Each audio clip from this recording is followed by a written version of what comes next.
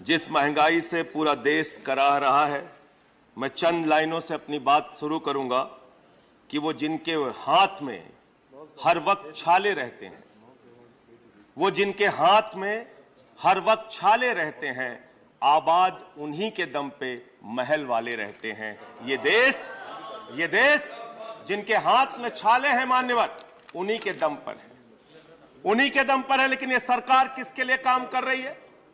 नौजवान कहता है नौकरी दे दो, सरकार कहती है पैसा नहीं है, अग्निवीर लेके 4 साल की नौकरी करो। भारत की सेना कहती है पैसा दे दो, सरकार कहती है तुम्हारे बजट का 63,000 करोड़ रुपए कम करेंगे। माताएं बहनें कहती हैं गैस का सिलेंडर बढ़ गया, बच्चे के दूध का दाम बढ़ गया, आटा दाल चावल महंगा हो गया, उसको कम कर दो, सरकार कहती है पैसा नहीं है। किसान कहता है फसल का दाम दे दो, फसल का दाम दे दो, सरकार कहती है पैसा नहीं है। अरे बुजुर्ग कहते हैं हमारी रेल की तीर्थ यात्रा, उसकी रियायत क्यों कम कर दी, सरकार कहती है हमारे पास पैसा नहीं है। देश के लोग कहते हैं शिक्षा का बजट तो बढ़ा दो, सरकार कहती है 2% से ज्यादा बजट नहीं है।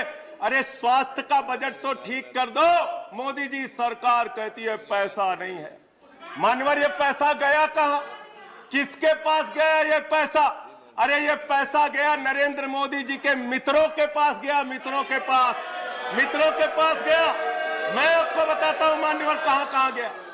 20,000 करोड़ रुपए लेके नीरव मोदी मेहुल चौकसी भाग गया, 10,000 करोड़ रुपए लेके विजय माल्या भाग गया, 3,000 करोड़ रुपए लेके ललित मोदी भाग गया, 6,000 करोड़ लेके नितिन संदेशरा भाग गया।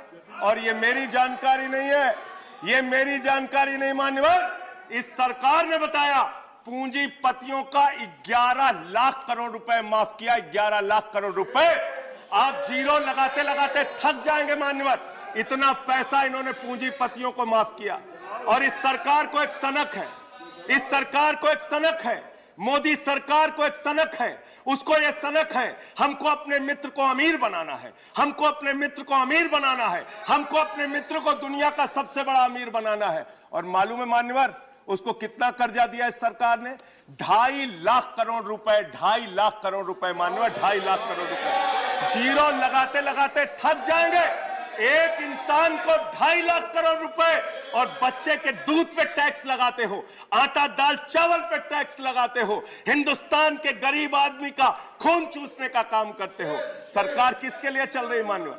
यह सरकार किसके लिए चल रही है? इसको ध्यान से हमें सोचना पड़ेगा। जब हम इसी सदन में किसान के काले कानून का विरोध कर रहे थे, हमें सस्पेंड करके बाहर कर दिया गया। 1 साल के बाद ये सरकार कहती है अब हमें होश आ गया, हमारी तपस्या में कमी रह गई, हम काला कानून वापस ले रहे हैं। क्यों भाई? 1 साल पहले कानून वापस ले लेते तो 750 किसानों को शहीद नहीं होना पड़ता। आज एक छोटी सी बच्ची, 6 साल की बच्ची ने प्रधानमंत्री को चिट्ठी लिखा है मान्यवर। उसने लिखा है मम्मी से जब पेंसिल मांगती हूं तो मम्मी मुझे मारती है, मम्मी जब पेंसिल मांगती हूं तो मम्मी मुझे मारती है। वो कीर्ति दुबे पूछ रही है मान्यवर मोदी जी कहां है, मोदी जी कहां है? मैं उस कीर्ति दुबे को बताना चाहता हूं मोदी जी की पूरी सरकार झारखंड में विधायकों की मंडी में व्यस्त है, विधायकों की मंडी में व्यस्त है। विधायक के खरीदने में लगे मान्यवर, विधायक खरीदने में लगे। ये पूंजीपतियों की सरकार चल रही है, पूंजीपतियों की गुलामी करने वाली सरकार चल रही है, जो इस देश के अंदर महंगाई बढ़ाने का काम करती है। गरीब के लिए खाने के लिए पैसा नहीं, 800 दवाओं पर, कैंसर की दवा पे, किडनी की दवा पे, टीबी की दवा पे आपने दाम बढ़ा दिया, आपने अस्पताल के कमरे तक पे दाम बढ़ा दिया। आपकी सरकार डीएचएफएल के लिए काम करती है। 34,000 करोड़ रुपए बैंकों का घोटाला डीएचएफएल ने किया और 29 करोड़ रुपए भारतीय जनता पार्टी को चंदा दिया है मान्यवर। इनसे हिसाब मांगना चाहिए।